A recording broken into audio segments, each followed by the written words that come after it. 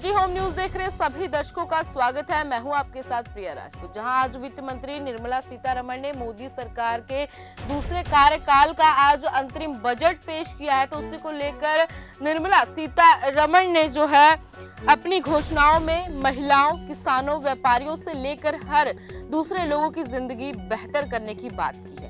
1 फरवरी budget का दिन होता है। देश की वित्त मंत्री निर्मला सीतारमण ने एनडीए सरकार के दूसरे कार्यकाल का आखिरी बजट जो है पेश कर दिया है। हालांकि ये ध्यान रहे कि ये पूर्ण बजट नहीं था, आम चुनाव से महज कुछ महीने पहले पेश हुआ अंतरिम बजट था। भारत सरकार का दावा है कि वह देश को 2027 तक दुनिया की तीसरी सबसे बड़ी अर्थव्यवस्था बना देगी। इस लक्ष्य को आधार बना आज सरकार ने बजट पेश किया और इस बजट में 10 बड़ी बातें कही, जिसमें वित्त मंत्री निर्मला सीतारमण ने कहा कि अगले 5 साल में भारत सरकार 5 करोड़ और घर बनाएगी, साथ ही 300 यूनिट मुफ्त बिजली देने का भी टारगेट रखा है।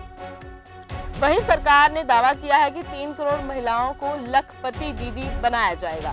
सरकार ने फिलहाल 1 करोड़ लखपति दीदी होने की बात की है। मोदी सरकार देश की सभी आशा वर्कर, आंगनवाड़ी वर्कर को आयुष्मान भारत योजना के दायरे में लाएंगी। लक्षद्वीप समेत जो और दूसरे द्वीप हैं, समूह हैं, उन्हें पर्यटन के लिहाज से बेहतर बनाया जाएगा। सरकार इसके लिए इंफ्रास्ट्रक्चर के निर्माण पर जोर देगी। याद रहे कि मालदीव से भारत की तनातनी के बाद लक्षद्वीप जाने को लेकर एक मुहिम चल पड़ी।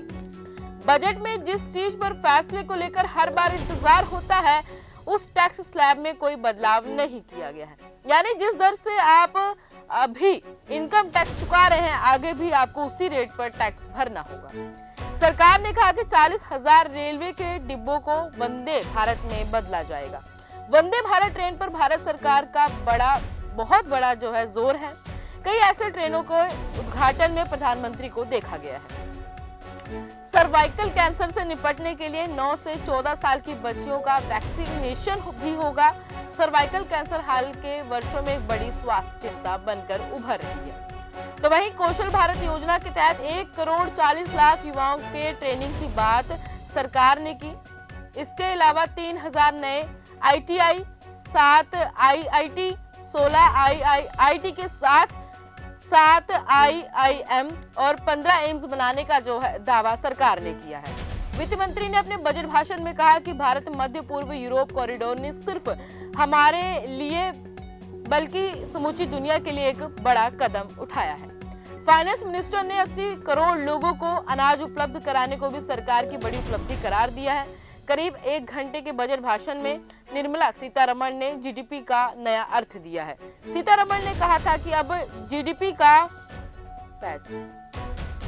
करीब 1 घंटे के बजट भाषण में निर्मला सीतारमण ने जीडीपी का नया अर्थ दिया है। सीतारमण का कहना था कि अब जीडीपी का अर्थ गवर्नेंस, परफॉर्मेंस और डेवलपमेंट है।